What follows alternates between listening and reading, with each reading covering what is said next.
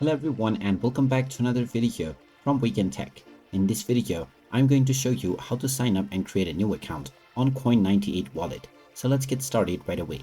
First of all, open up the Coin98 Wallet application on your smartphone, and once you open it up, you will be asked to choose your theme. After selecting your theme, just tap on the set button and you can now choose your language.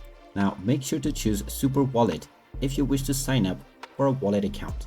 Then tap on continue and you will now be asked to set up your security PIN.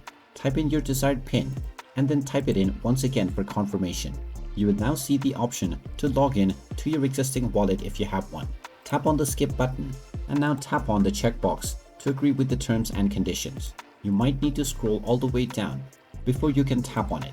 Now you can tap on the add a new wallet option and you now have various different options to sign up for your new wallet. You can easily use your Google or your Facebook account credentials by clicking on Social Wallet. Tap on Continue and now you can choose from Google, Facebook, Apple as well as your email address. Choose whichever option is suitable for you and you can choose email so that it will be easier for you to customize your password in the future. After entering your desired email address, tap on the next button and you will now be asked to check your inbox.